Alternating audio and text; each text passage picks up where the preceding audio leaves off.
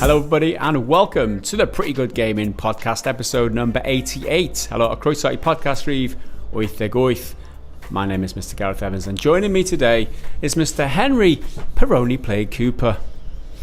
Yep, that's the only way to describe it. We've had a little bit of time off. Well, it's been like basically 3 weeks, which for you, viewer, it's 3 weeks without our wonderful faces. For me, it was 3 weeks stuck in my mum's house with virtually nothing, and then my mum got coronavirus, and that meant I got coronavirus. So even if I wanted to go outside, experience the joys of the world, I wasn't allowed to. But nothing was fucking open anyway, so I didn't really miss out on anything. But yeah.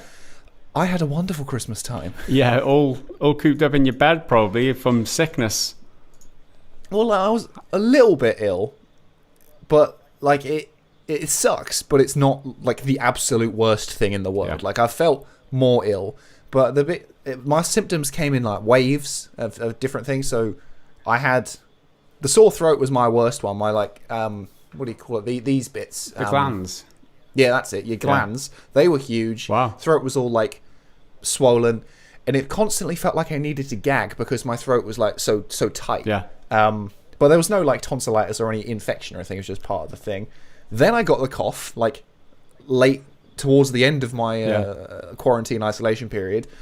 And my sense of smell still hasn't returned. My sense of taste has a little bit. I can taste some things, but I can't smell anything. Right. So I probably smell glorious right now, and I would have no idea. Well, I have no idea either, thankfully enough. It's probably for the best, that one, I think. And it's funny you should, because obviously coronavirus is still a huge thing at the moment. The fact that you've had it now, it's good. It means you're immune, maybe. I don't know. That's yeah, I mean, that's the current theory, right? Is that once you've had it, you can't get it again, or at least within 6 months or something. I can't remember. But yeah, I should be fine now to go lick all the windows and surfaces I like. Lick all the strangers you want as well. I can get back to my licking, my old stranger life. Licking, man. Get down with it. So that kind of explains why. There's been, we had Christmas and then illness, so that kind of explains why we've had a bit of downtime. There's some people commenting, asking, where are you guys? I thought your channel had died or whatever. But yeah, that explains it. And also, it's funny you should talk about, your glands being huge, because I've had an illness this last week, and I'm pretty sure it wasn't the coronavirus, but my right hand gland in my neck has just been huge, and it's caused like a huge headache, and I think there's a whole like nerve that's kind of going up to my head, but I've had a headache for a whole week. I'm sure it was not as bad as coronavirus, but it's not pleasant either. So I'm down to maybe 1 or 2 doses of painkillers the last couple of days. So I'm getting over that too.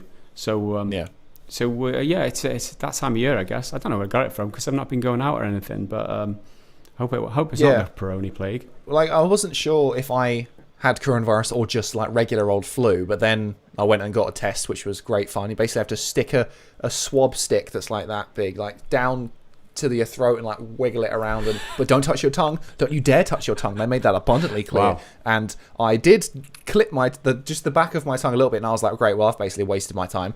Then you got to shove it up your nose and do basically have a swirl, which is tremendous fun. That sounds like fun. But it did come back and was like, you've got coronavirus. Now we're going to send you 1 million texts and 1 million emails from the NHS, and we're going to call you a bunch of times telling you to isolate, even though we've already done that in all of the fucking texts and emails we've sent you. I'm like, what else am I going to fucking do anyway? I can't go to the pub. I can't go to the shops. None of them are open. So I'm just going to sit here and do fuck all. They're being considerate if you think about it, because they're supplying you things to read. It's something to do over the time where you get being ill. All the text it wasn't reading. It was like marking as read, like clear notifications, all that shit. Yeah. But then they rang me and basically read off a bunch of questions that was, have you been in contact with someone between this period? No. Have you been in contact with someone with this period? No. Fuck off. We've been living in the house. No one's moved. We've all got it. We're all sick. No one's going nowhere. Leave me alone. And then when it came down to my end of isolation, they phoned me about 4 times. And I rejected all of them because I'm like, you're just going to tell me that I can now leave the house, and I'm busy trying to leave the house. Yeah. Like, leave me alone. Yeah. But I mean, they are doing the right thing, and they're trying to stay on top of it and stuff. So I'm not mad at them. It's just a bit frustrating. Yeah, but you can imagine some people who just don't get the memo and just don't think it's important to follow the rules. So like reiterating that to them, that kind of person is probably a good thing. Although that's just the general stupid masses. You're cut above, Henry. You don't need all that advice. You can ignore them people. Well, like I said, I've been and got it now, so I can open the pub just for me, and like you need to prove that you have had it, and then you can come in and have a beer or something. Yeah, there you go. So we do have games to talk about this week. Oh, apparently there's a few things we have on the agenda. Cyberpunk developer CD Projekt are taking responsibility for the issues. We'll be discussing that. Star Wars without EA? Question mark. That'll be discussion too. Who, pray tell, would be developing a Star Wars game if it was not going to be EA? We'll get to that. Is it bad or is it better? Maybe both? Yeah. Interesting question. After that, we'll be taking some questions from the Patreons. Triggered Fanboy Comment of the week after that. And then we'll be reading some other YouTube comments. And then the bad dad joke of the week to finish off. But first, before we jump into any of that, Henry, it's been 3 or 4 weeks since we last spoke. What you been playing? You've been away from your PC setup. Have you been getting much gaming in? What have you been doing?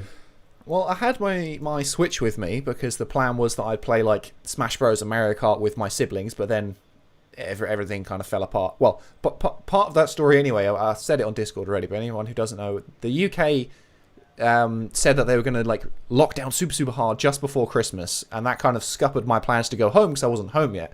So we basically, on that night, from about 6:30, we were like, what if we just went now? Because we're not breaking any rules. It's totally fine because the rules changed like on the crossover between midnight. So we're like, right, we'll just go now. Grabbed all our shit. I was like, grab the Switch, grab this, and that. I'll be back in a week or something. So yeah, I got on my Switch and went down, and then things only got worse. The thing is, I was the foreign body in the house. So really, if anyone was going to bring in coronavirus, it should have been me, but it wasn't. It was my mum, but that's because she works in a hospital, so she's always kind of exposed to it. Around, So basically, I just had my Switch the whole time. Fortunately, Smash Bros. Added some new characters, one of which was Sephiroth, so I was like, fuck it, I'll grab that. He's been keeping me sane a little bit. I've been playing a little bit online with my mates and stuff, which was a nice bit of respite from doing literally nothing. I binged all of the Star Wars Clone Wars series. Nice. Which was tremendous. I had a lot of fun with that. Some of the best Star Wars ever. On top of The Mandalorian, which I'm sure everyone is aware is brilliant and ended with a real bang. But yeah, I basically just played Smash Bros, a little bit of Mario Kart, a little bit of Rocket League, and that's basically it. I've not touched anything because I haven't really had much in the way of options. How long have you been back now at home with the PC ready to go?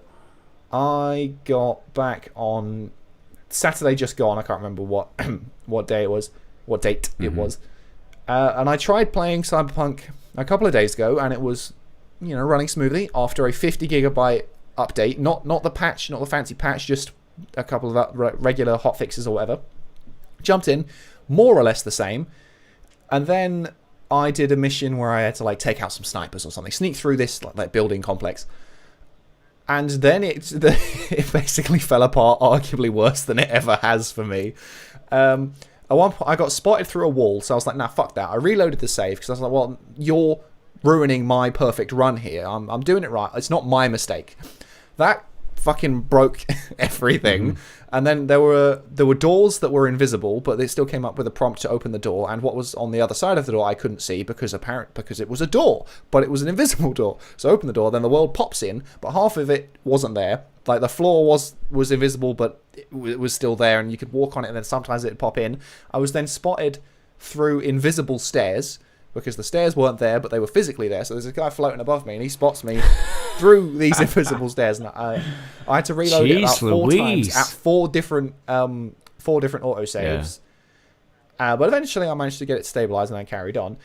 Then it screamed at me while I was trying to escape, because when it freezes on a soundbite, and it's just that completely hard crashed my PC, and I've not touched it since because I've been pissed off at it. Yeah, I mean, I envy the people who are able to play it in a stable state so much, because I just can't wait to play it. But I refuse to play it in the state that it's in currently, because some people are getting a really decent experience, and it's apparent in some of the comments that we've had that a lot of people are enjoying it, or some people at the very least. And this is, and we're talking about PCs as well. I mean, we'll get into Cyberpunk in a short while, but I've not touched it since. And yeah, I'm just waiting. Well, like before Christmas and everything, my experience was generally quite good with a few, like immersion breaking bugs and floating objects and clipping. But I felt I could kind of overlook it. I was like, this is annoying, but I'm still willing to keep playing, you know. Yeah. But then coming back and having so many bugs like that, I'm just like, my tolerance was destroyed from having not played it, and then coming back to the same level of bad stuff, if not worse. I'm just like, I'm not doing it anymore. I'll wait till the next patch or something. Yeah, I mean, well, with that in mind, let's just jump into the Cyberpunk discussion, because it's a good enough segue as any. So, yeah, I think it was yesterday, CD Projekt have published a video featuring Marcin Iwinski, who is the CEO and founder of CD Projekt. And he basically comes clean and just owns all the issues and the problems that they're having. I've got the whole transcript here, and I think it's important that I go through it. I mean, I could just pick out some bits here and there. I'm just going through it all. If you've got anything you want to add to the conversation, Henry, feel free to just butt in, because it's quite lengthy. But I'm going to go through it all because it's interesting to try and gauge where they're coming from, to actually read it how they said it, right? And to just try and pick any faults with it, really, to see if it's actually an honest explanation, or they just damage control at this point.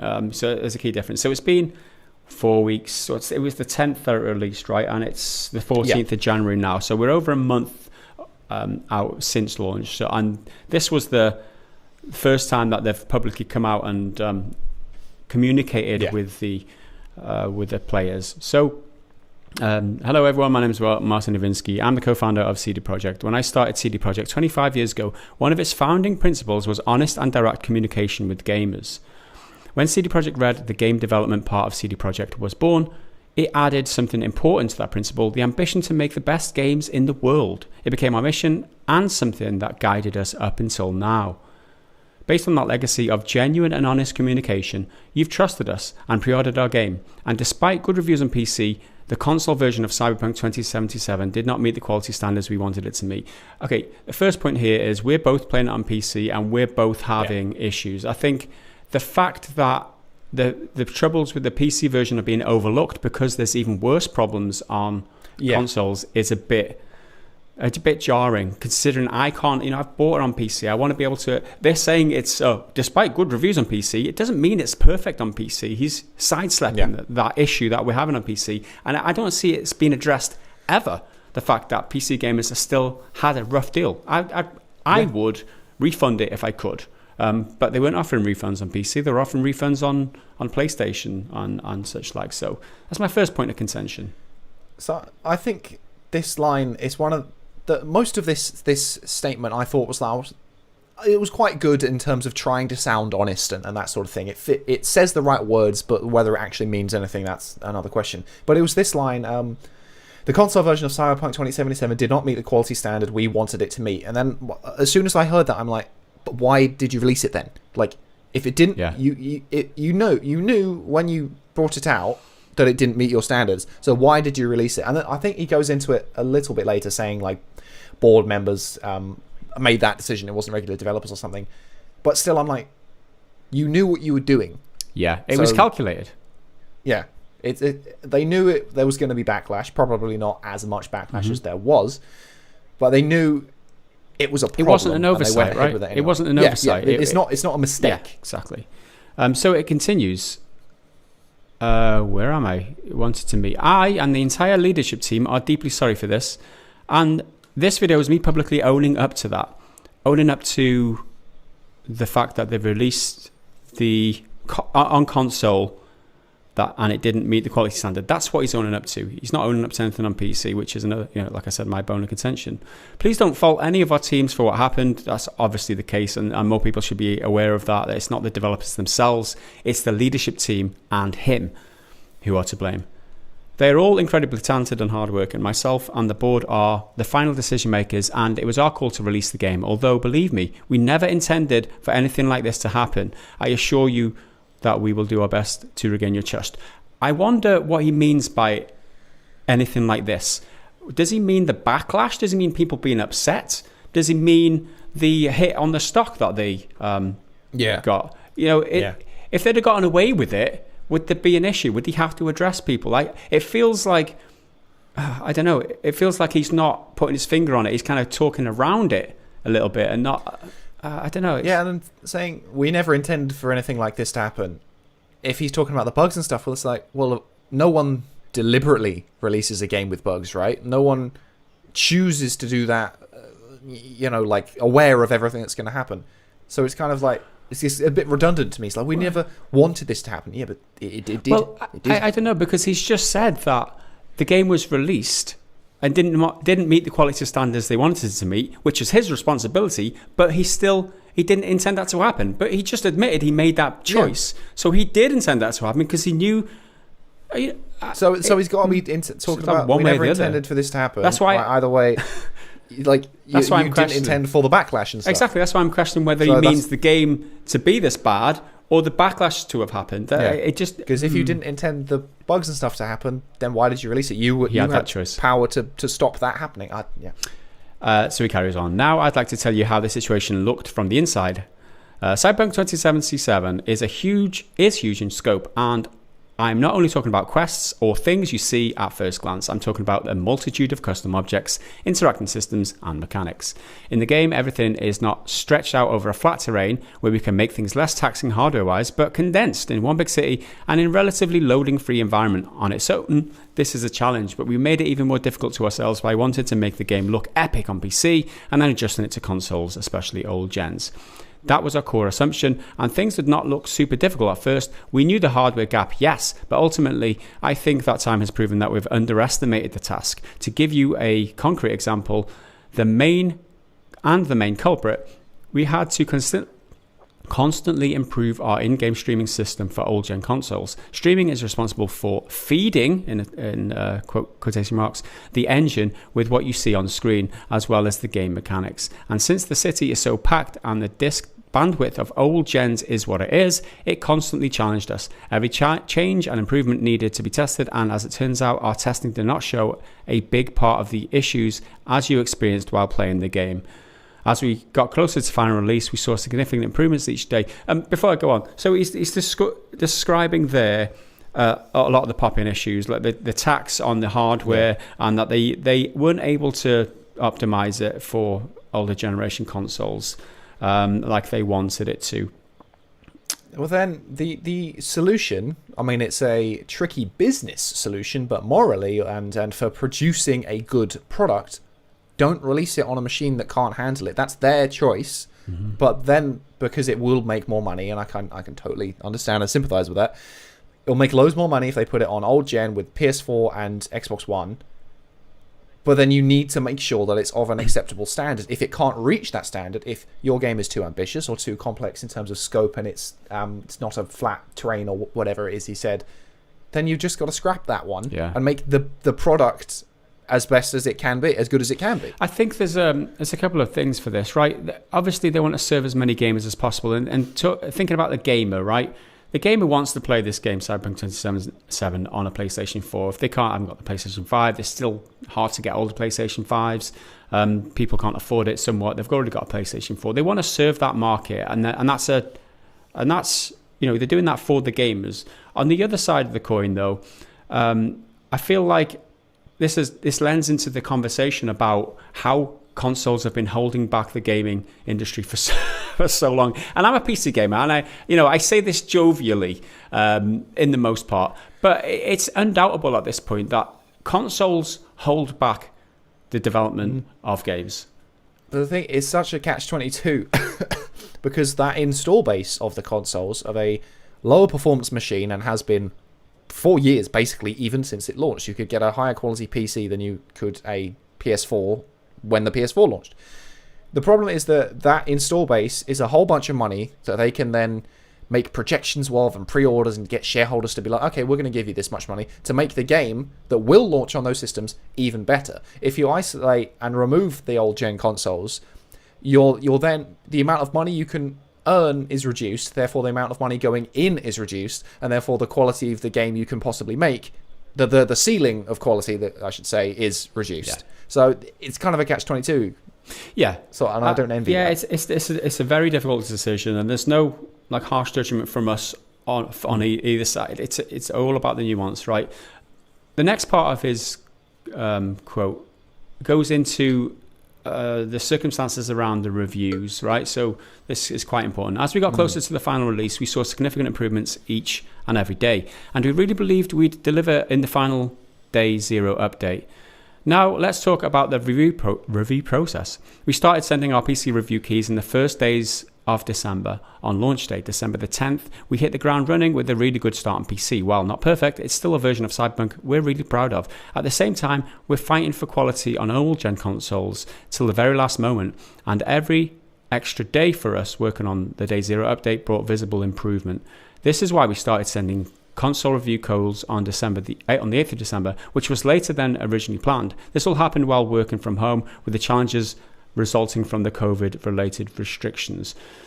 Okay, so around the review codes, he sent out PC codes earlier. He doesn't acknowledge the fact that there was limitations on the footage that reviewers were allowed to show. They weren't allowed to show any... Well, console footage was out of bounds, so you weren't allowed to show any console footage. And I think it was only the developers. You could only show what the stuff they'd provided in like trailers and B-roll until a separate date. Yeah. Like past, there was the review embargo date for like putting out reviews and text or video, and then a separate date for footage, like captured footage on your local so local all hardware. Reviews at the date of embargo had to use the footage that were supplied to them by CD Projekt, which was you could rest assured that was doctored or edited, so it's curated. Yeah. That's a good word. So there was, and that lends to the question of being misled, right? The consumers being misled as to the state of the game, because he said at the very beginning that his founding principles were honest and direct communication with gamers.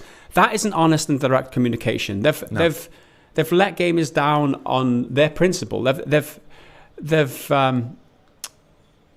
sacrificed their principles in order to maximize their profits around launch, and that's what's kind of, they undermine their whole philosophy, the whole founding principle. It's a problem, right? And in this section, I don't hear an apology or regret. It's more like, these are the reasons. Like, we were still updating it, which I think they'd already said before. They were still updating it right to the last mark, but they're not saying this was a bad call. Yeah. We shouldn't have done that or anything like that. Like, the whole thing is meant to be an apology, but I think this specific moment, it doesn't really actually acknowledge anything. It's just kind of explaining. Yeah, it's kind of an excusing almost, because it's not regretful or anything. This is what happened. Yeah. Okay, and it also brings in the point of the COVID restrictions as well. Yeah. So obviously that had a little bit of an impact. Is that an excuse? I don't know. You tell me. He made the decision to release the game. How many games released this year also having to go through the same COVID problems and manage? You can't say my game's shit because of COVID. You just take the decision to delay it like everybody else. But that's just a small point, I guess. Moving on, a lot of the dynamics we normally take for granted got lost over video calls and email, and we took a hit too. So that's the COVID thing. Now I'd like to tell you about our plans for the future and the present, and present a path for Cyberpunk 2077 on consoles and PC. We have already released 3 hotfixes improving the game, but that's just the beginning. Our ultimate goal is to fix the bugs and crashes gamers are experiencing across all platforms. So the rest of the point, I guess there's a third of it left. So the rest of it is basically marketing. In my eyes anyway, it's like, this is what's coming in the future, this is what to look out for. It's like, that isn't an apology, that is just trying to get people excited about the game to maybe buy it in the future.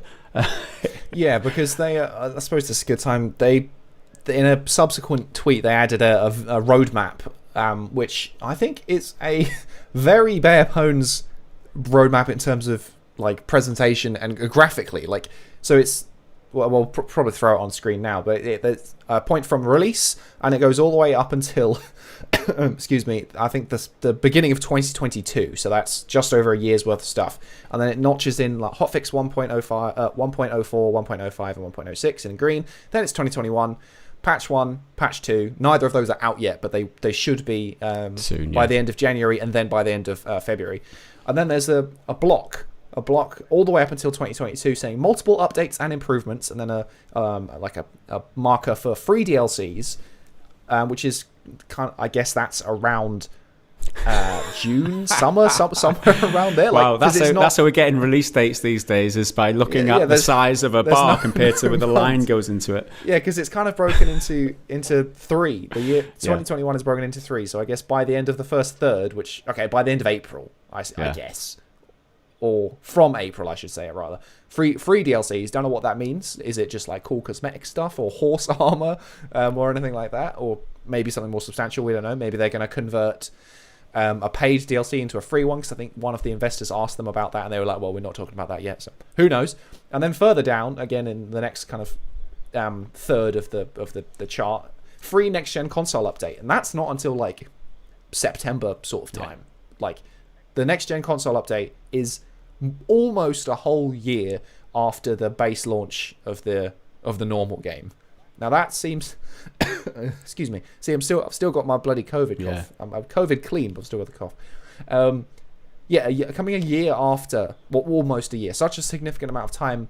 Even though part of the idea was the promise that buy it now on PS4 or whatever, and then soon, eventually you'll get the upgraded version for free. But that's a long ass time to wait and sit on a game that barely works for a lot of people. Like, it's severely broken for a lot of people, and you just got to wait this indefinite amount of time, and that's a long time. If it was a few months, then maybe you could kind of wrangle it a little bit, kind of get your head around it, rationalize it. But that's a long wait. At least it is to me. Like, if you bought a game in December and then had to wait 9-10 months until it was playable on a system that you may or may not even own, that's going to cost you another like 500 quid or whatever, like that's a long time. And that's probably been delayed because they are working on these patches and stuff. That's it. But I'm just hoping that one of these two patches will make the game playable for me. There's a big patch coming. I'll just read it through, because we're almost at the end now. We have already released 3 hotfixes improving the game, but that's just the beginning. An ultimate goal is to fix the bugs and crashes gamers experience across platforms. Please expect bigger and smaller patches on a regular basis. The first update will be dropping within 10 days. That's of yesterday. So this is we're talking. We're on Thursday, the 14th now. So it was the 13th. So by the 23rd. There should be a big patch, and it will be followed by. Well, that's the thing. It says the first update, so there's a semantics game here. The first update doesn't necessarily mean the big patch, but it could be hotfix 1.07. I think. Yeah, that's true. So not necessarily the big patch. That's true. You would assume that he's talking about a big, because he's addressing it specifically. You would hope, in the exact words he's using. Yeah. There's an update. Don't know what it is yet. It'll be followed by another more significant one in the following weeks. Yeah, so you're right. So that could be the main big patch.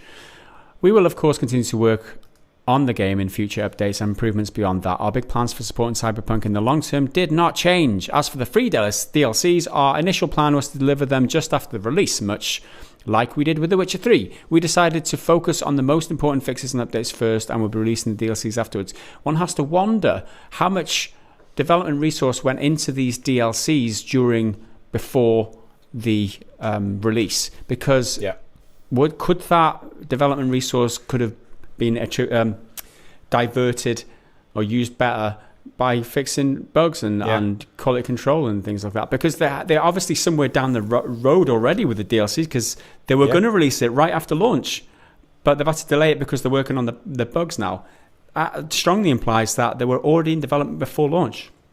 Yeah, or at the very least conceptually, but even then, that's time away from building the current game. Like, we give companies like EA and Activision and Ubisoft, Bethesda, whatever, shit all the time for like pre-launch season passes. Are like, you're going to get the DLC at this point, but the game's not even fucking out yet. It's the same thing, or at least it certainly looks like it's the same thing, that they were working on a DLC before the full game was finished and even out, which is just it's wrong. It's a different controversy here because paid DLC is usually the case. This is a free DLC, so you could say it's a good thing they're working on it because it's extra content for free. However, just get the base game. You know, when you're releasing the game in a shit condition to begin with, you need to be prioritizing, don't you? And I think that's a mistake for sure.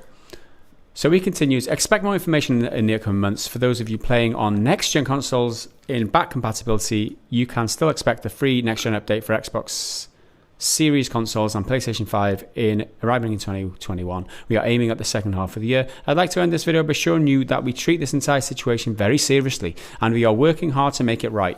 The guiding principles of our company are still core to what we do. That doesn't kind of ring true because this kind of, we said it before, guiding principle is good communication and honesty. They didn't do that. And he hasn't addressed the fact that they lied. There was the interview before launch. It wasn't Marcin, it was the other guy. I can't remember his name. But he had an interview saying that it runs surprisingly good on consoles. Yes. And that just doesn't align with the principles that is supposedly still core to what they do. So I don't know, it doesn't ring true, that bit. We still want to make amazing games and have the open communication with you, our players. For now, our immediate focus is to work hard on making sure you enjoy Cyberpunk regardless of the platform. Beyond Cyberpunk, we have many plans for the future, which we'll share more about when we are ready. Thank you for taking time to watch this video. So all in all, I like the fact that he's the main guy. He's coming out and saying, like, this was my fault. I'm not too sure he understands what some of the issues were. I'm pretty sure he's overlooked the fact that PC players have got issues too. I'm pretty sure he's overlooked the fact that we're angry with them for deceiving us around launch, and the whole review situation he did not apologize for. He apologized for what was the term he said? Never intended anything like this to happen. He didn't specify specifically what he's sorry for. He just says, we didn't want anything like this to happen. What? Get people getting upset? Is that what you're sorry for? Yeah. I mean, anytime I hear that kind of expression, like, we didn't want this to happen, I just think of Frodo in Fellowship of the Ring. They're in Moria, and he's with Gandalf, and he's like, I just wish it didn't happen. He's having kind of a little crisis. Like, there's all this responsibility on him. But then, this is why we need Gandalf in these situations. Yeah. He gives him a talking to, and it's like, you just need to get on with it.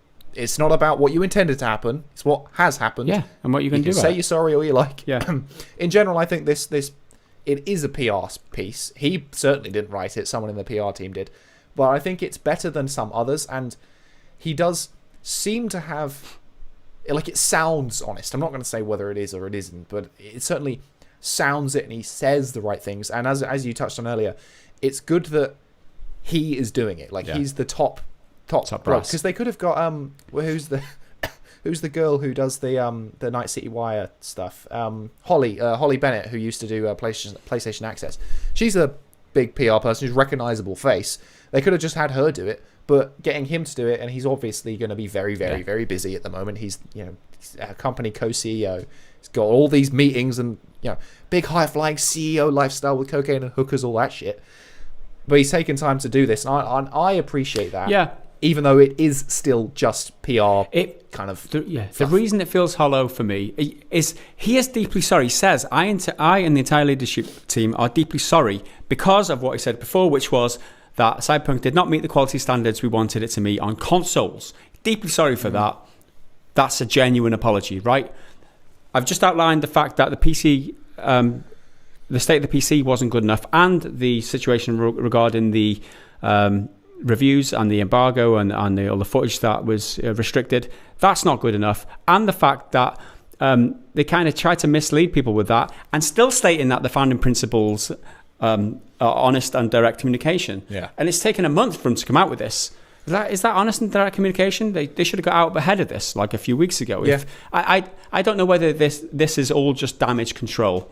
It feels to me like the major uproar is about the state of the consoles. So let's address that. I'll say I'm deeply sorry, but I won't look into the PC issues. I won't look into the criticisms around the reviews and stuff like that. It doesn't feel like it's watertight, this apology. It's a bit of deflection, isn't it? And it doesn't feel wholehearted. What I mean. It's not wholehearted. Like, yeah, that's kind of what I mean by it sounds kind of honest. Like he's kind of saying the right things and just checking the right boxes, like saying we're sorry, we never intended for this. But what does any of it actually mean when you look just a little bit deeper? And the fact that there's nothing to like latch onto. That like with this this roadmap thing, excuse me.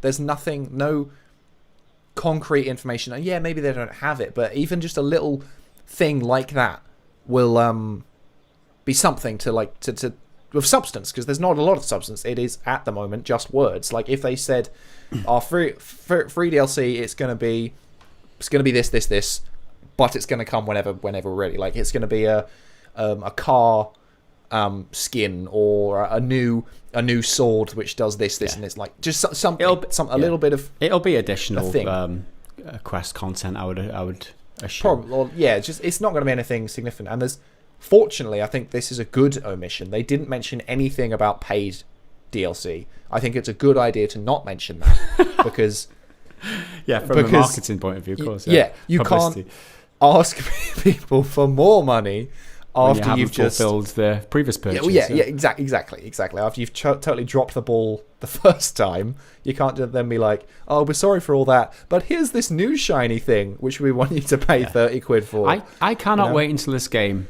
is playable for me. I really want to play this game, but I cannot play it in its current state. You outlined some of the issues that you had in your first session there. I mean, like I said, they've had a month. It's probably not enough time.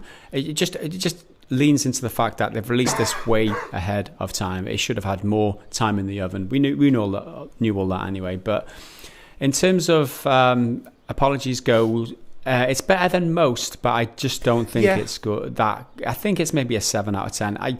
I'd give it a pretty good apology. It's a pretty good apology, but it's not. Yeah. It doesn't hit all the bases, and it just sidesteps a couple of the issues. Like it's better than what EA would do. Like there's no way Andrew Wilson would come out and on camera as well. It would just be a text statement with him having signed his name at the bottom, or rather just typed written up for him. So all he has to do is a piece of paper across his desk that he just signs, and then and throws it away, and oh no, sorry, that was my bonus check for another $1 million or something. Maybe Todd Howard from Bethesda would do it. No, he wouldn't. He'd go on a stage at EA and snarkily make a comment and dropping it in there. What did he say? Our fans are really good at letting us know how they feel, or whatever the fuck he said about Fallout 76. But anyway, that's... what I guess talking about EA there is a reasonable segue into the next one. Yeah, sure. Yeah. So that's everything with Cyberpunk related. EA. Yeah, so Star Wars. Most people love, well, at least loved Star Wars at some point. The reputation is kind of in a funny place at the moment in terms of the films. Then The Mandalorian has kind of brought a little bit of something back, and then there's the new, what's it called, the High Republic line, because Lucasfilm's having a bit of a Star Wars something. They're doing something with it. I don't even seem to know what they're doing. Mandalorian's doing well. Give fans like it. They're launching this new comic book and book universe. Bit of a mixed reaction on that. But now they've launched this thing called Lucasfilm Games, and it's basically LucasArts, which is great news to me. I loved LucasArts. LucasArts was awesome. Loads of good games, Star Wars stuff and non-Star Wars stuff. Like, I never played it, but what's the one? Monkey Island? Monkey Island is a LucasArts game. So, it sounds good. But most importantly, the most exciting thing, I've been beating around the bush, EA no longer has exclusivity with Disney over what to do with Star Wars stuff, which is an absolute blessing, even if the other potential candidate is arguably as bad. So, a bit of backstory. So, 2013 was the deal, right? That's when they signed the exclusivity. I think so. So, since then... It was a 10-year exclusivity, so that should expire in 2 years' time, but there's a game in development. So, maybe it's not... Maybe there is a new game coming. Maybe that gets released in 2 years, so maybe that isn't that doesn't break the exclusivity then, right? I mean, maybe, but I guess it depends when this game comes out. If this game comes out after 2023, EA will still have fulfilled its exclusivity obligation. Yeah. So maybe. But either way... It doesn't make great clickbait to say that... It doesn't. So... The EA's reign is over. The Empire has been defeated. We blew up the Death Star. But basically, so EA has had it since 2013. So they had Star Wars Battlefront, not the original one, the newer one from 2015 to coincide with one of the movies. Was it Force Awakens? I think it was The Force Awakens. Mm-hmm. Then they had Star Wars Galaxy of Heroes, which was also in 2015, but that's just like a mobile game, so not worth no mentioning. One really cares. Star Wars Battlefront 2, 2017. Everyone knows everything about that by now. Star Wars Jedi Fallen Order in 2019 by Respawn. Bit of a revitalization for what EA could do with Star Wars. It still sells well. It's often pops up back in the charts for a little while. People apparently still like single-player games. Who fucking knew? Star Wars Squadrons, which came out last year, which is the space flight simulator game. Very niche kind of audience of who that's going to go for. So it didn't sell crazy well, but people like it. It's meant to be quite good. Reviewed really well. If you're a fan of flight sim games and you like Star Wars, it sounds like a nice marriage of the two. They've also done a few expansions to the MMO Star Wars The Old Republic and a Sims 4 expansion called Journey to Batuu, which basically just reskins The Sims to look like Star Wars. There's not anything particularly major. But so in those... how many years is that? What, 7 years? Well, 8 years. Yeah, this now year's is 2021, 8 years, but 7 to 8 years. None of those, apart from, let's say, Fallen Order, are like certified hits, like big critical and commercial successes. Like I have a great deal of problems with Jedi Fallen Order, but it's still the best Star Wars game we've had in years because the rest of it is quite piss poor. Mm-hmm. And things, the Old Republic, they've added expansions and stuff, but the Old Republic's not canon, so it kind of doesn't mean anything. It might as well just be its own thing, like it's a completely separate game because none of it matters. Battlefront 2 eventually got pretty good, and then they pulled the plug on it, so it's not going any further. When they could have continued to support that forever with a bunch of new... Even DICE said they wanted to, but EA were just like, nah, you're going to go do Battlefront now. Yeah. No one gives a shit anymore. So they haven't had the best sort of run of Star Wars stuff under exclusivity. But what's his name? Where I've written it somewhere. Vice President of Lucasfilm Games, Douglas Riley, had a couple of things to say about EA. So this is just a press release. There's not a lot of actual information in it, not unlike the Cyberpunk one. It's just PR spiel saying, we're excited to have worked together. It's going to be great. We're going to make some good shit in the future. Yeah, you know what you're in for. We're really proud of the games we've created with EA. We will continue working with them, and our relationship has never been stronger. Are you fucking sure about that? It was really, really damaged after Battlefront 2, and there were rumours that the Disney boss got on the phone to EA boss, and a bit of a thing. While we may not have a lot of details to share at the moment, we've got a number of projects underway with the talented teams at EA.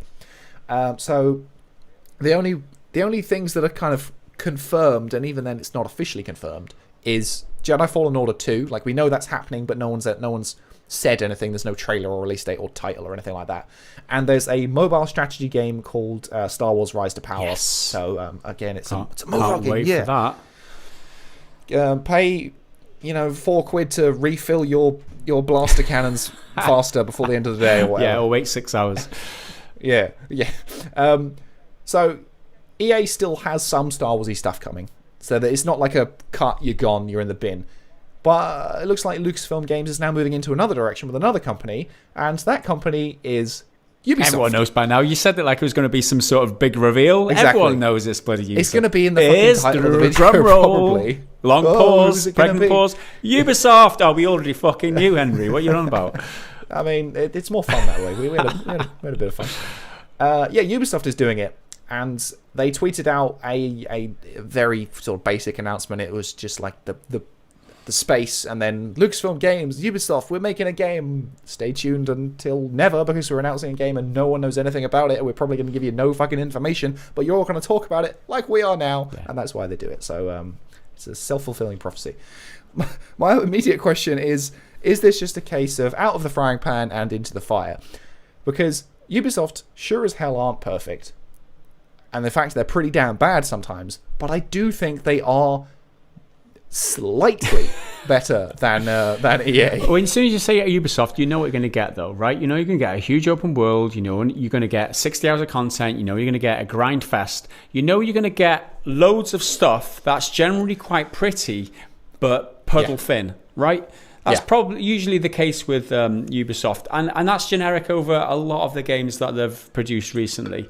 Maybe not all of them, because there was that cartoon Immortals. Yeah. Immortals. That's because that had a cooler name and they changed it. It's rubbish. That's meant to have been quite well received. Yeah, I mean, a few people like it. It's a little bit different, but it's still an open world Ubisoft game. Let's not beat around the bush. How different can it be? Yeah, how different is this going to be from the general Ubisoft? And that's the first association in your brain that comes up. It's like, it's a Ubisoft game. It's Star Wars Ubisoft. At the very, you know what you're getting. At the very least, it's not an EA open world. It's not an EA game. And Ubisoft are good at doing what they do, right?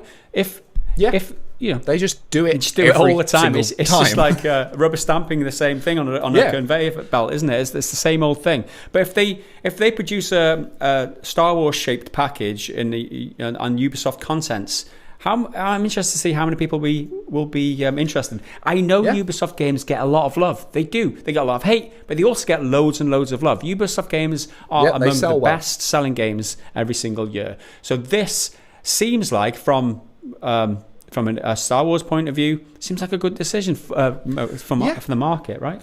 Like, we've shat on Ubisoft a lot because there's plenty to shit on about, but I will admit, hearing that Ubisoft are doing an open world Star Warsy game, I like that. Like, I'm open to that, because Ubisoft, as we just said, are good at what they do. They just do it over and over again. So the question is whether a Star Wars version of that will be good enough. Because one of my problems with Jedi Fallen Order, the story's great and like Star Warsy, but as a Star Wars game, it is just a easy Dark Souls version of Star Wars. Like, there's not anything particularly, that drew me in. Like, the lightsaber combat is like fine. The exploration is like kind of fine. The story was cool and everything, but was it enough? But I think, bouncing off from a Jedi lightsaber based game, I doubt this one will be, because it's being developed by the Swedish studio Massive Games, which is the worst fucking title for a studio. Oh my god, awful name. I feel like they named it that so that when you're typing in, I want a big open world game, I want a massive game, you type it into Google Massive and their fucking studio comes up. True. So they are best known. They're on a few other things, but they're best known for the Division 1 and 2. And this game will be running on the same engine, the Snowdrop engine. So it seems poised to be a Star Wars open world shooter type game, as opposed to a Jedi based lightsaber combat and game. Multiplayer co-op as well. Like if it's anything like Division 2, which is actually quite fun. But it's a loot based. The loot is very tiresome. But if it's a loot-based Star Wars game, I am out so fucking hard. I'm like, nope. But some people want that third-person action, MMO or multiplayer. I don't know if they even call these games anymore, not MMOs, or they're just like co-op action games. But I think I would be interested in playing that with the community on the Discord. That would be pretty fun. A co-op Star Wars shooter sounds great, but as soon as I hear like there's a loot game or there's a gear system, I'm just like, I don't want to do that. Yeah. I don't want to grind for gear. I just can't stand it. But yeah, I really like the idea of a Star Wars shooter, because we've got lightsaber stuff covered with Jedi Fallen Order and eventually Jedi Fallen Order 2. So give me something a little bit different. It doesn't have to be like crazy. Give me something like Star Wars Galaxies. I mean, it doesn't have to be the full-on RPG where you've got crafting and you've got building and you've got farming and all that sort of stuff. Give me something along the lines where you've got a huge diverse set of different combats and abilities. It's not just shooting. Give me the lightsabers. By God, give me lightsabers. Make it third person. That's fine. I think that's better for me in terms of multiplayer. I think multiplayer third-person games are a little bit more digestible. I don't know.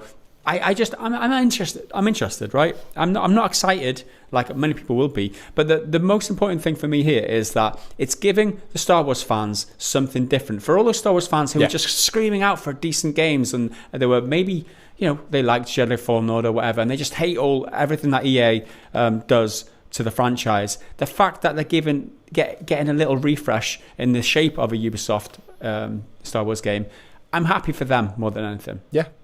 That's the thing.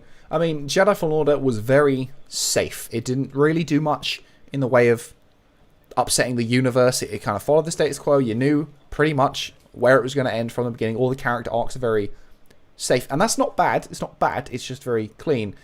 A Star Wars shooter, even though it's by Ubisoft and will be the safest game ever, they will not take a single fucking risk and will be as apolitical as possible, even though you're probably going to fight the Empire, who are literal fascists. But even if it's just a little bit different, because it's a Ubisoft version of it as opposed to an EA version of it that we've got used to over the past few years, I'm open to that. Let's do it. But anyway, so another word from what's-his-face, Douglas Riley, Lucasfilm Games VP. We're really excited about the opportunity to work with a team at Massive, led by David Polfelt. Yeah. They're a Swedish studio, so forgive me if I get any of these names wrong. David Polfelt and the creative director, Julian Geraghty. And he's also the director of both the Division games. So it's the Division studio with the Division director with the Division engine. Mm-hmm. Chances are it's going to be a bit like the Division. We've spent almost a year now working to get to know them and what they want to bring to the table. It's a Ubisoft game. It doesn't bring anything new to the table. He's used that expression. I love it. What are you bringing to the table? Open world, where you see that feature in Assassin's Creed. Yeah, we're gonna take that one. World, there's a feature from Ghost Recon. We'll have that one. I'm a huge fan of them personally. I think we're really excited about where that project is going. How can you think you're really excited? Surely you are. I'm not sure if we're really excited, but I guess I'm in that position. Like, I think I'm excited about Ubisoft Open World game, but I'm not the one should be proper excited. You at least saying it. I think we're really excited about the project is going because they have a unique vision for the story and the game they want to deliver. Are you sure about that? It's Ubisoft and unique. They are not the same thing. We know that Star Wars fans, that fans of Star Wars value the feeling of immersion, of being transported into the Star Wars galaxy and moving through richly detailed environments. It's fun to imagine what the team at Massive can do within Star Wars by bringing their innovative spirit and their commitment to quality. So it sounds like they're saying the right things, like it's going to be a rich world and it's going to be immersive. And I mean, one thing that the Division does have going for it is it looks very pretty. It looks nice, especially the first one, I thought, with the New York. I mean, every fucking video game set in New York, but it all being covered in snow. I thought that it looked cool. It looks like a world you want to explore. Unfortunately, nothing else about the game inspired me whatsoever. I played a tiny bit of the Division 2, and I thought it was fine. But you've played a lot more, and you said it said it was a bit better. But yeah, again, I think it's unlikely that this is going to be a Jedi lightsaber combat focused game. It seems much more likely to be a shooter, which again, is totally not a bad thing in my book. I'm open to that. Maybe it could be a revival of Star Wars 1313, which was one of the most highest potential games that LucasArts had under its roster before Disney bought it, and then we're just like, yeah, no, we're going to cancel everything you're doing to consolidate the brand, or whatever kind of PR bullshit they come out with. Maybe you're a bounty hunter or something, or even just a stormtrooper, and maybe we can finally hit targets now that we're stormtroopers. Maybe that's it. But the thing is, one thing I only learned from just like a Wikipedia search, so like, who knows if it's correct or whatever, but Massive Games is also working on an Avatar game, as in James Cameron's Avatar with the blue people. Are they now a multi-game studio, which is a big undertaking? Like, do they have the start? I mean, it's Ubisoft, so they're huge, but do they have the time and the resources and the money to spread across the two games and give them the love and attention they deserve? Is one going to end up falling by the wayside, or is this announcement like that early?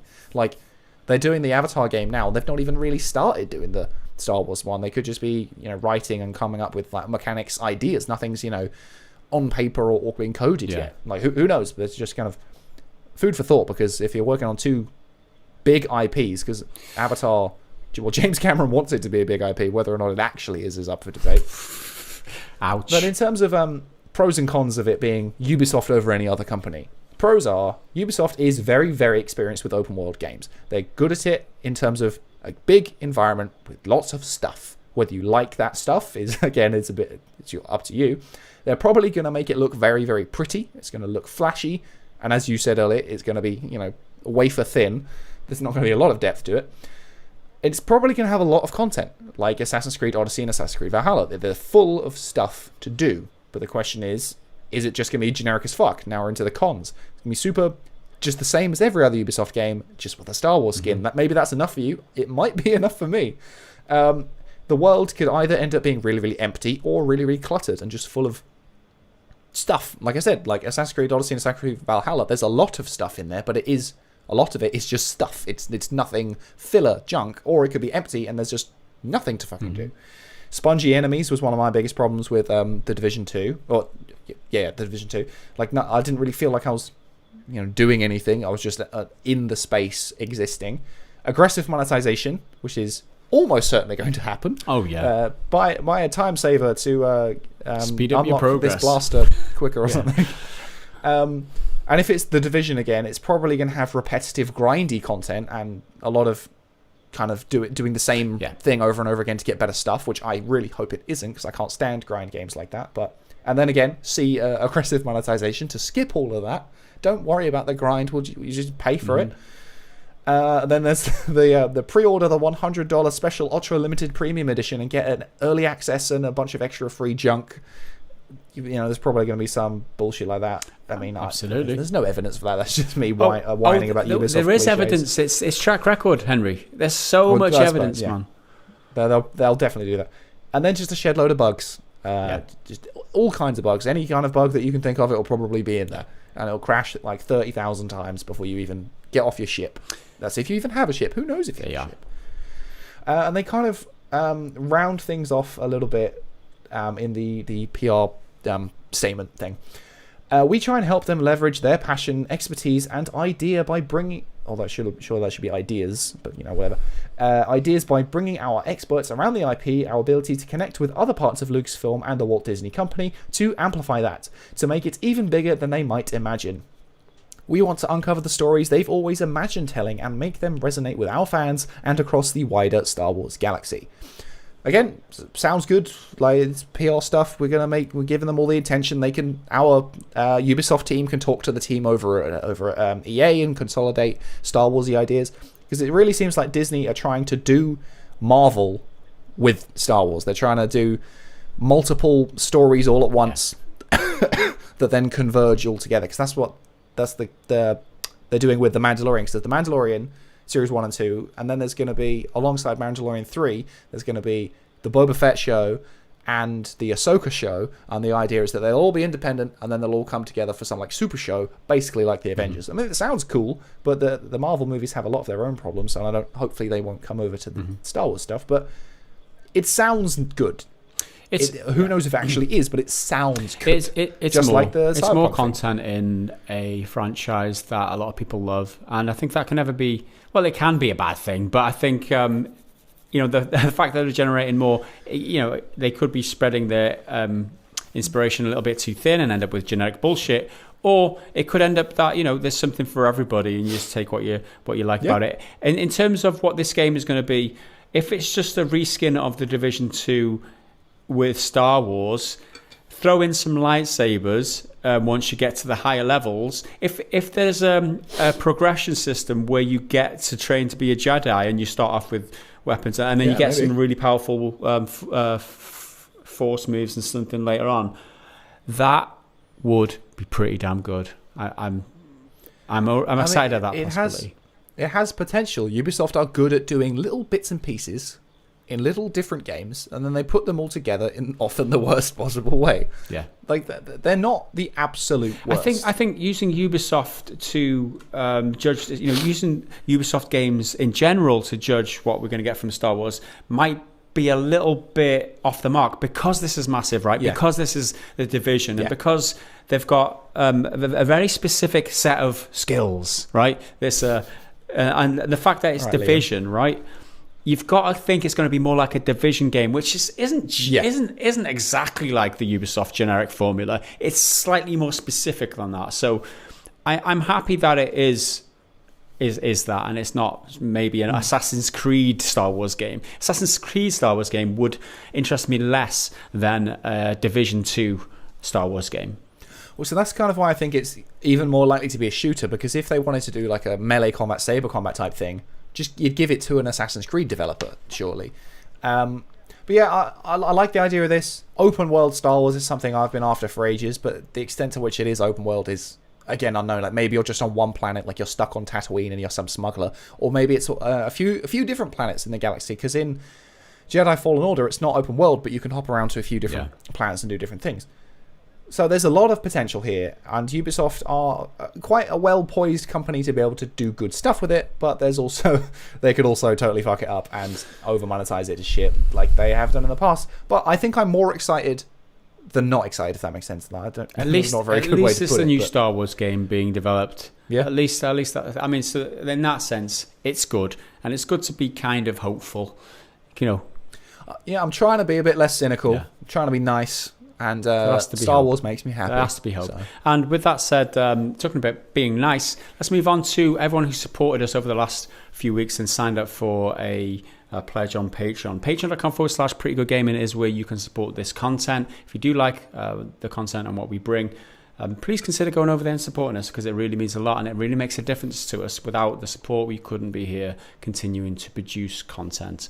And so there's been quite a few sign-ups since the 3 weeks we've been away, so I'm just going to run through them. And by the way, yearly pledges are now active on Patreon, so if you just want to sign up for a whole year, you can do that now. So that's reflecting some of these pledges. $5 per month pledged by Tishika.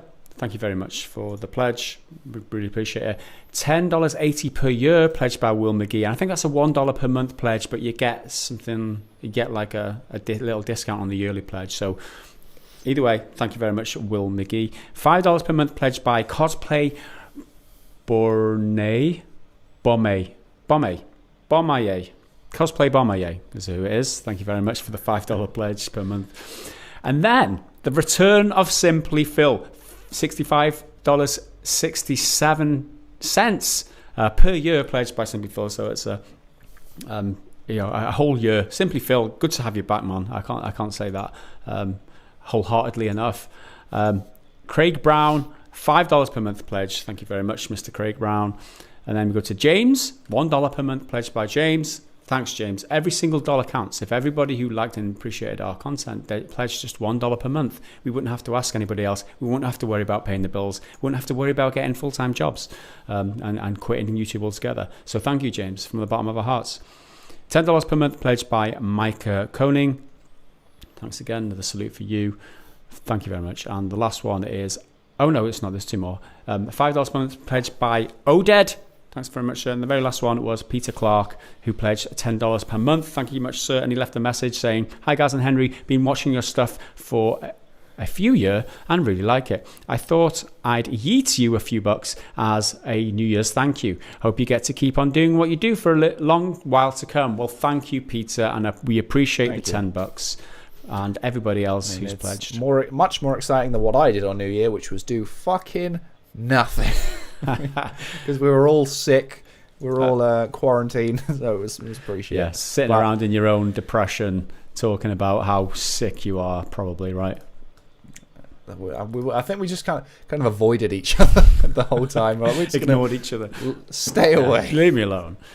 So that's it. Thank you, everybody, for your pledges over the last few weeks. And like I said, if you want to support, head over. That was my keyboard scraping on the desk, by the way. No, it wasn't me making a farty noise. So thanks, everyone. Go to patreon.com/prettygoodgaming to support the content. So the next segment is when, one of the benefits of being a supporter is you get to ask us questions every week. So let's go to them now. And Loach goes the first one, and it's a long one. So Henry, do you want to read it? Oh boy, yeah, I'll take this one. Why not? Okay, I haven't pre-read this, so prepare for some stumbling. In the light of it, let's see, I've already fucked up. In light of consoles offering full refunds for Cyberpunk 2077 and Sony delisting the game from their store entirely, I can't help but compare these recent events to the launch of other games such as Fallout 76. More specifically, the technical problems of Fallout 76 were just as bad, if not worse, than what Cyberpunk 2077 is experiencing currently. Additionally, in Fallout 76's case, both review outlets and customers had a mutual disdain for the game, Bethesda had an inconsistent refund policy, and the game's monetization was considered at the time by some to be the most egregious to date. However, I don't recall either Sony or Microsoft going as far to delist Fallout 76 from their stores or publicly offer refunds to customers in the same way they are with Cyberpunk 2077. Brackets, please correct me if I'm mistaken. I don't think you are mistaken. I think this is part of the reason it's so unprecedented. It's never really happened before, especially not to this extent. As I perceive it currently, in two instances, different large gaming companies released incomplete, high-profile games resulting in a great amount of negative backlash and publicity. The key difference being companies like Sony and Microsoft seem to be reaffirming the grievances of customers towards one slight, but not, I imagine that means one side, but not the other. Fallout 76 is definitely not alone, and other previous games could be thrown into the same crowd. However, what specifically do you think happened with Cyberpunk 2077 that has apparently broken the camel's back with this game development trend? Oh golly, that was quite long. Let's just prefix this by stating the fact that these questions may have been left very shortly after our previous podcast, which was on the 13th of December or something. So it was, I can't remember when, but it was a long time ago. So this was maybe asked, I think it only was the 18th that this was asked, so it was only a week after launch that this was asked. So a bit of context on the way he's thinking about the game at the time.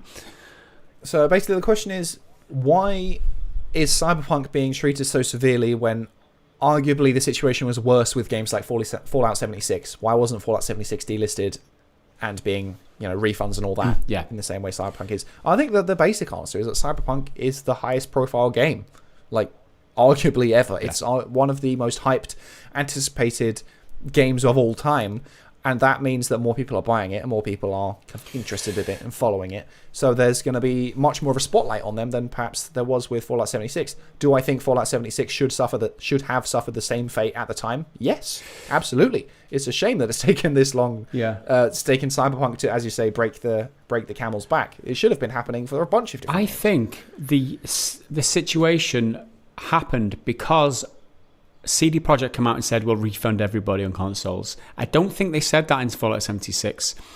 So because CD Projekt Red came out and said we'll refund you everyone on consoles, PlayStation or Sony are faced with this situation. There's so many refunds to process now. This is going to be a nightmare. Admin, all that shit. I'll tell you what, we'll just take the game off. If you're going to offer a refund for everyone, it's going to be so annoying for us. We'll just take the game off until you fixed it. And I think maybe that had a lot to do with it because Cyberpunk or CD Projekt came out and said, we'll refund everyone no matter what. I don't think Bethesda did the same with 76. And so that just kind of forced Sony's hand to say, well, this is an unprecedented amount of admin for us now to process the refunds. Let's just take it off to stop it from happening. Yeah. And for all the game's faults, as we've gone on about over and over and over again, CD Projekt has done a much better job of covering their asses, being like refunds, basically, than any other company would have. But Bethesda would have been like, no, it's your fault. It's your fucking fault that Fallout 76 is a broken piece of shit. This is on you, you dumbass. Whereas CD Projekt have just been, oh no, sorry, don't hate us, sorry, don't hurt me. Okay, where's the next question? So White Wolf is next. So thanks for the question, Loadscar. We appreciate it, dude. White Wolf is next. If you've had this question before, please ignore this one. We haven't pre-read it, so I'm going to read it anyway. What components from other games or genres would make you up your perfect game? While you're thinking, Henry, let's use a little cheat because White Wolf has used his... given his answers. For me, it would be the also satisfying parrying from Assassin's Creed Odyssey, an interesting branching story with world-changing choices from games like Mass Effect, Skyrim. World-changing choices in Mass Effect. Are you sure you played the same game as I played? Wasn't it just a different colour at the end? Anyway, a deep customizable RPG system from the likes of Dragon Age, a vast but interesting open world with handmade non-fetch side quests from The Witcher 3, the ability to jump from Mario. I mean, what game isn't complete without... I go on about it all the time. Games where you can't jump should just get in the fucking bin. A good sense of humour from games like Assassin's Creed Odyssey, no microtransactions, third-person cover shooting, even if the game's first-person, from Deus Ex Human Revolution / Mankind Divided, satisfying varied combat from FPS games, Deus Ex, Assassin's Creed Odyssey, frequent new abilities as the game progresses from games like Ratchet and Clank, etc. A full-featured stealth kill system. Lastly, if the game has guns or arrows, then a headshot should be an instant kill. Yes! Yeah. Yes, it should. And if you want to make the enemy tougher, give them a helmet so I can shoot the helmet off and then headshot them. Now that's how you add a bit of scaling, and it's easy. Don't give me that bullshit health bar above their heads. If I'm headshotting, they should be dead. A bullet through the brain it's not survivable. I don't care what game it is. I don't care if it's Cyberpunk. Like, headshot is a headshot, but like Henry said, there's ways around instant kill. Yeah. Right? Anyway, that's a very good answer. It's very difficult to come up with better. So White Wolf, you've answered your own question and you've done a better job than we could have done. So I'm just going to use your answer, if that's all right. I mean, this game does sound pretty sweet. The so satisfying parrying from Assassin's Creed Odyssey, I really didn't like Assassin's Creed Odyssey's combat. I don't remember thinking anything in particular about the parrying. So I'd probably not so crazy about that one. And again, about Odyssey, did Odyssey have a good sense of humour? I thought the writing and tone of that game was awful, but maybe that's just because of the voice acting, because most of that was pretty fucking all over the place. But yeah, this sounds like a pretty solid game. I can't think of any better games, from the component. Better examples of the components that you've given. For example, I can't think. I guess sense of humour. Assassin's Creed Odyssey. What game's got a good sense of humour? I mean, maybe a drier sense of humour that's not so childish, and I'm just assuming that's what Assassin's Creed Odyssey is. I've never really played it. But in terms of progression, which I think you touched on, but I can't seem to find it. The best progression, in terms of like level ups and stuff, we've talked about it before, is Skyrim, where you get better at a certain thing by doing it. And I think that's one of my biggest problems with Assassin's Creed Valhalla, a game on the whole that I do like, but after the first few hours, there's no new mechanics. You don't learn anything new, which is a huge problem for keeping me going. And I think so many games, especially like your cinematic, dramatic, video game movie type things, like your Uncharted and Last of Us games, which I do like, but they don't give you enough new as you go along. Like in Uncharted, like you get the rope, and then basically after that you don't learn any new skills or anything. The rope is awesome. Let me use the rope more. So I just think more games. You give the example of Ratchet and Clank, but I've not played Ratchet and Clank, so I can't really comment on that. But give me stuff constantly. I need new tricks, not just new weapons. New weapons can do it if they're cool, and they're like a rocket launcher versus a pistol, as opposed to just getting another pistol. You know, I want new mechanics, new stuff to keep me going. I'm playing a game for a reason. So thanks for the question, White Wolf. If anyone else has any better examples of different components they like from different games, leave them down in the comments, because I'm interested, because we obviously haven't played all the games. Maybe there's other games out there with better components or better strands than has been listed here. But thanks very much, Mr. White Wolf. Tell you what just popped into my head. Give me a game with there's a scene in Dishonored 2, and it's the best bit in the game, because that game is incredible, where you're time traveling between two fixed points, but they're both running all the time. The one doesn't freeze, and it's just the fucking best. Like, if there's a door locked in the present, you can go back in time, break the door, then you go back to the present, the door's gone because you destroyed it in the past. It's awesome. Nice. Give me that over and over and over again. Titanfall 2 did it a little bit for like 5 minutes, but just that, Arcane are amazing, and that level and that whole game is the reason I'm really excited for Deathloop, and I think Deathloop's going to be awesome. Anywho, This question from Dioff, which is so with Henry joining the Master Race, the PC Master Race, just to clarify, not just the Master for newcomers, Race. just in case you're thinking we're fascist. I got to wondering if Gaz had ever had experience with some old school FPS games, the ones where you looked with keyboard and moved with mouse. What the fuck is that? Marathon, Star Wars Dark Forces, I'm looking at you, brackets, and some I missed but still briefly experienced, like Elder Scrolls Daggerfall. Holy damn, those controls. How in the ever-loving hell did we manage to enjoy these old games with such janky control schemes? If Henry thinks he has trouble with mouse and keyboard now, I can only imagine him trying to play a game with these sorts of controls.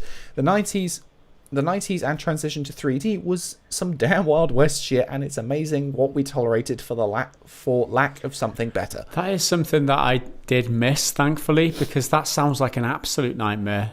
Yeah. You're telling me you move with the mouse and you aim with the keyboard? No. I didn't ever play FPS games. I think the first FPS game I saw was like Quake or something, and that was when I was 19 or 20, so that'd be 99, 2000 time. Before I think I bought my first PC when I was 20. So I was maybe 18 or 19 years old when I first saw a first-person game and play. It was at my mate's house. My mate's older brother was playing it. It was like a Quake arena type shooter thing, but no, I never experienced any of that nonsense, thankfully. But I'm happy to hear that I missed all that, so that's good. Thanks for filling us in there yesterday. Sounds like the worst. It does sound like the worst. Anyway, Metal Sharks next. No quiz this week, as there'll be a lot to cover since last podcast. Absolutely true. I'm interested to know if there's titles coming out this year you two are looking forward to being able to compete/co-op together on remotely. Oh God, what was that game? We talked about it because was it the Game Awards one? They shared a bunch of games. There was one in there which was the Left 4 Dead sort of spiritual successor, but I can't remember what it's called. Back 4 Blood. Back 4 Blood. Co-op 4-player zombie one that looked awesome. That'd be up there. Then there was the Warhammer one. Yeah, of course. Vermintide, but it's not Vermintide. It's something else. Vermintide with guns. Is what it is. Yeah, basically Vermintide with guns, which looked pretty cool.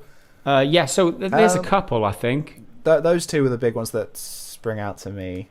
In terms of co-op games, because I'm thinking the way Metal Shark's thinking is about getting us onto the Discord and playing with the guys, which I'm definitely down for. It's just a case of finding a game that everybody's into at the same time, because there's people interested in different things, different games, and there's no big releases recently in terms of co-op games.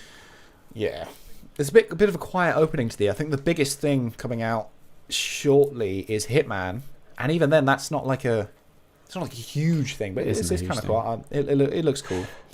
Then after that, it really kicks off around March. There's a bunch of stuff coming out in March. Yeah. So there you go. Valorant was out last year, right? And it's a free-to-play game, and it's apparently really good. So a free-to-play co-op game that's apparently pretty good. Maybe we should look into playing a bit of Valorant. I don't know if you've heard of that, Henry, but I've covered it a little bit. I haven't played it. We should maybe check that out in the meantime to tide us over. And thanks for the question, Metal Shark. Then I think this is the final question from Simply Phil. With Ubisoft taking on Star Wars and Todd Howard single-handedly making Indiana Jones, I was wondering if there are any other Walt Disney IPs you'd like to see made into games, and if so, which and who? I talked about this over Christmas. I don't see why there aren't more games that are just Smash Bros. Clones with other rosters of characters. Yeah. If there was a Disney one where I could be Mickey Mouse and beat the shit out of, I don't know, Hercules or Cinderella or something, that would be dope. Same as if there was a Star Wars version. I mean, that would be a bit tricky to make all of the Jedi feel different enough and all of the blaster users feel different enough. But I just want more Smash Bros. Type games. I just love Smash Bros. And I want more of it. So that's my most recent idea. But I can't really remember what else Disney owns. Pirates of the Caribbean game would be cool. Just like Black Flag. Just do a proper, solid Pirates game would be pretty rad. Tron. Do Tron because they own Tron. Yeah, that's true. There was a Tron game that kind of semi-tied into the movie that was actually okay. That wasn't too bad. was really buggy, but it was okay. Yeah, I can't think. I'm not the biggest Disney fan, I guess. I know it's a lot of people are. I'm not. So I mean, Disney stuff is Disney. Disney stuff. Also own Fox now, so if I could get a really good Alien game or even a sequel or spin-off from Alien Isolation, that'd be great. Just give it to Creative Assembly again and let them do their thing, because I love Alien Isolation. Just give me more of that. Yeah, there you go. Sorry we don't have a better answer for you, Simply Phil, but there you go. Thanks very much for the questions, everybody. And let's move on to the next segment, which is the Triggered Fanboy Comment of the Week. So the Triggered Fanboy Comment of this week is kind of it's not a serious one. We didn't trigger enough people, that's the problem. So we've got a comment here from actually a YouTube member, TheWitcherWiggle, who I think is Huswerbo, right? He says, I think so. Fuck this channel, suck my pineapple. Just kidding. Kind of. I imagine this is something to do pineapple with pizza. Pineapple and pizza. We had a few people disagree and a few people agree. A lot of people strongly disagree. That's what we want. If you like pineapple on pizza, that's totally fine. But also, go fuck yourself. That's disgusting. Yeah, absolutely. But I love this comment because it's fuck this channel, suck my pineapple, which is, I don't know. I'm not even gonna comment on that. And then it's just kidding, kind of just kidding. So I'm pretty sure he's very, very serious, but kind of, it's such a roller coaster comment that it was worthy to. My question in terms of suck my pineapple, pineapple slices are one thing. They're very, very nice. They're very sweet. I just don't want it on a pizza, but we've gone through that. But suck my pineapple, does he mean the pineapple like uncut with all those spikes and stuff? Because that's a real mouthful. Dangerous threat. Like that's going to do some damage. Yeah. Spiky old pineapple. I was wondering where you're going to go with that, but luckily enough, it sounds dangerous to me. I certainly wouldn't partake, that's for sure. No, thank you. Luckily enough, though, he forgave us. He didn't actually go and unsubscribe or anything, and he came back a day ago and commented on one of your more recent Daily Triples saying, good to have you back. So all is forgiven, but thank you for the comment. And, you've made it as the Triggered Fanboy Comment of the Week, in case that was what you tried to do. Thank you very much. And let's move on now to the next segment, which is the other YouTube comments. Well, the best YouTube comments of the last few weeks. So we should have had a bunch of comments. Although there was a lot of content released, I'm sure there's a few comments that we can... I've got one here, and it is kind of a semi-potential for Triggered Fanboy, but I don't really know what he's not really a fanboy of, and he's not really that triggered. I think he's taking this moment to vent about other stuff that's not really to do with anything. So this is on... I did a loot box video just before Christmas while I was at home. Working at home fucking sucks. My mum's internet is AIDS. So there's a video about loot box stuff because we're this government body, committee, something like that, they're compiling a bunch of stuff and being against loot boxes, and they have a bunch of statistics and information, so I basically just reported on that. And then I put a pinned comment, worried about sharing the Foster's Fever, share the hashtag #LidOnLoots instead, which is part of their campaign and giving it a bit of awareness. A few comments back, one from a guy who's definitely a bot and just comments dumb shit every time and reposts the same thing. But then there's one here from Bartman. Maybe if the entire YouTube gaming community didn't take a collective shit on a AAA game vehemently opposed to microtransactions, ... you wouldn't be stuck with microtransactions in every game you play. So let's just let that argument hang, so it doesn't make any sense. More on speaking out of both sides of your mouth. How about a positive gaming channel instead of one ... But it's not a read more. It just ends. It just ends. So his argument, Mr. Bartman, if we didn't complain about microtransactions, there would be less microtransactions. Now, correct me if I'm wrong, because that's a fucking stupid take. but it sure sounds like that's what he's talking about. Didn't he say that if we didn't bash games with no microtransactions, so instead of... You wouldn't be stuck with microtransactions in every single game. So a game releases without microtransactions and we bash it, but because we're bashing games with no microtransactions, everyone else releases microtransactions. That's such a non sequitur. There's no way that that's connected. There's no way that developers look at people bashing games without microtransactions and say, well, we're going to get bashed anyway. Let's put microtransactions in our games. Just do it. That is the worst rationale I've ever fucking heard, man. That's so stupid. I think the game he's probably talking about, because this was 3 weeks ago, it's got to be Cyberpunk.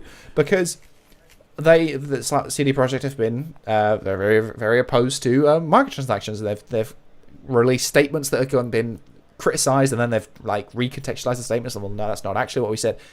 Their stance on microtransactions is, it's pretty good. They're one of the most positive anti-microtransactions companies. Although going forward, their multiplayer thing might change that. We don't know yet. But that doesn't mean they're exempt from all other fucking criticism. Like, we're not taking a collective shit on every AAA game. A game vehemently opposed to microtransactions.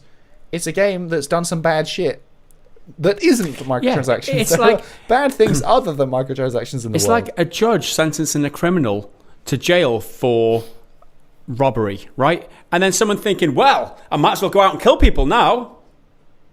It's like, well, if he's getting sent to jail for robbery, I might as well go out and kill people. The gloves are off. Let's just go. Do what I like. That's the worst argument I've ever heard. That is the worst argument of the week. Well done. Yeah, I mean, it's something. It didn't get any stupid is what it responses. is. No one liked it. No one engaged with it, obviously, until now. I just don't understand. And the way it just ends, morons speaking out of both sides of your mouth. I think in a roundabout way, you're sort of trying to say we're hypocrites because we criticize the game, and then the game gets microtransactions, and we criticize the microtransactions. At least that's under his... The only criticism that's valid is microtransactions. Otherwise, ignore it. Yeah, because otherwise we'll get more microtransactions, you see.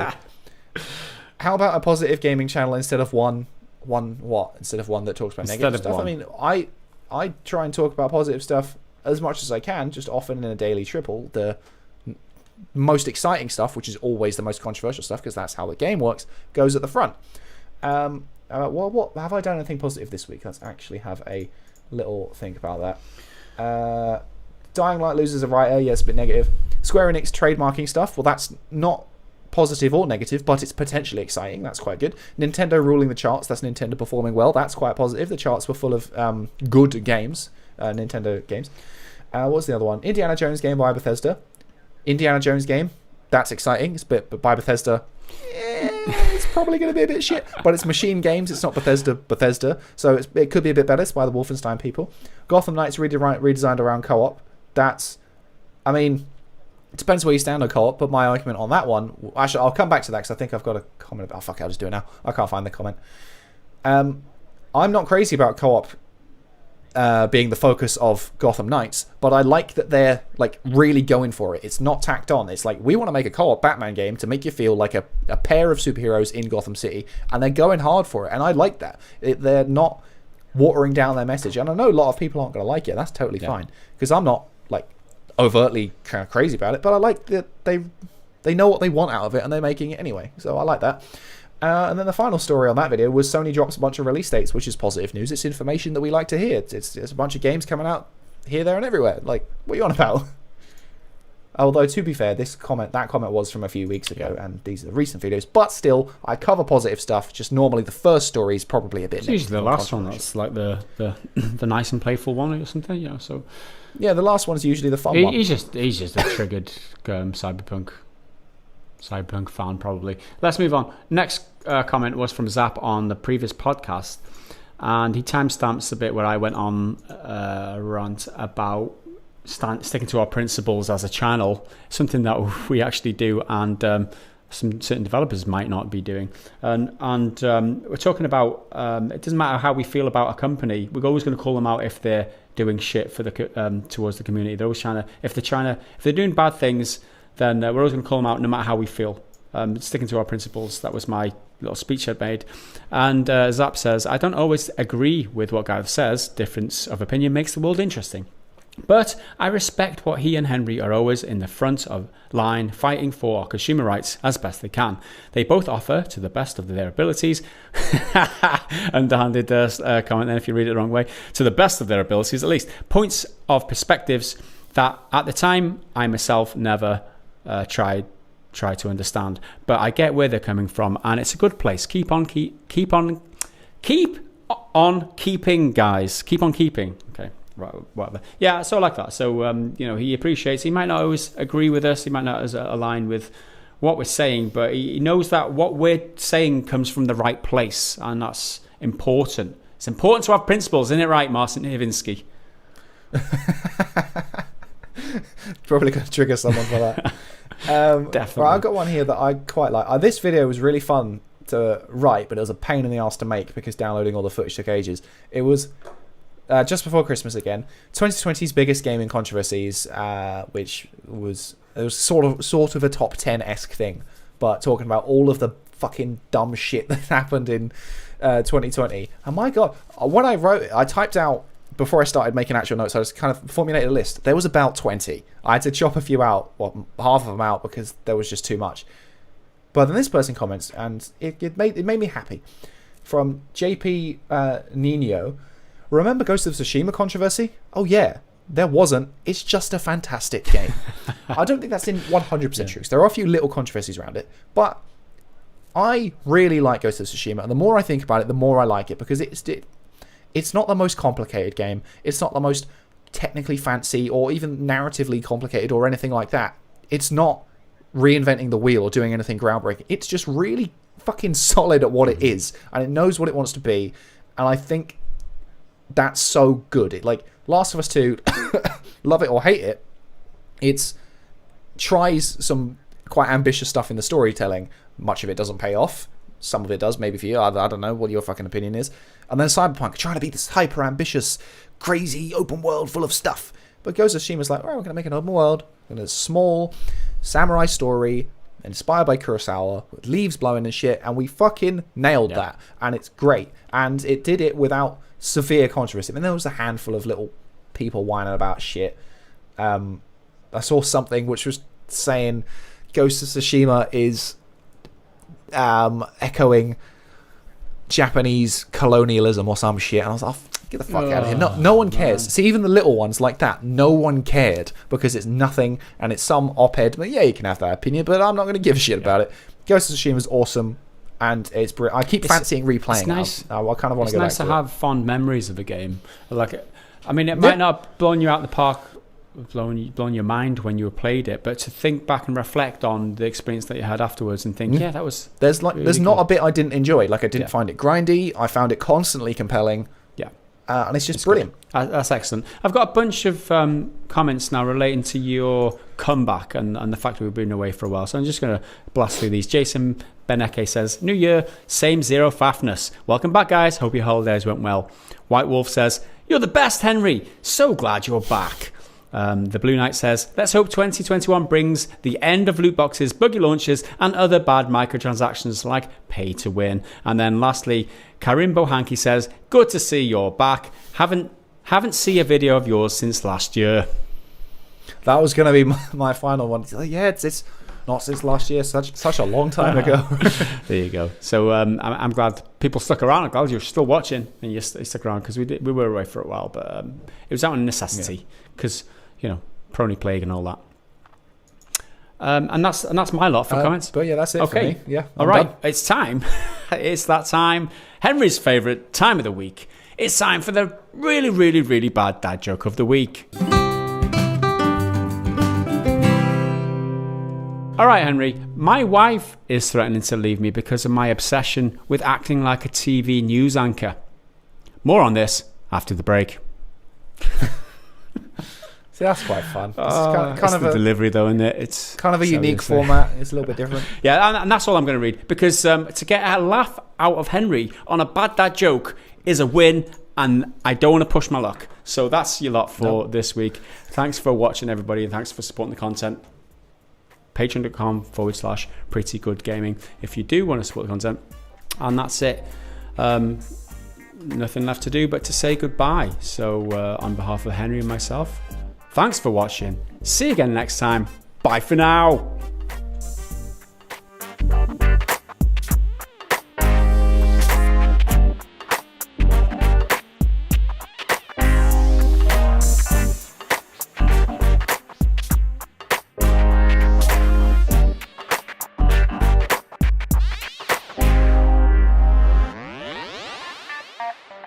Bye.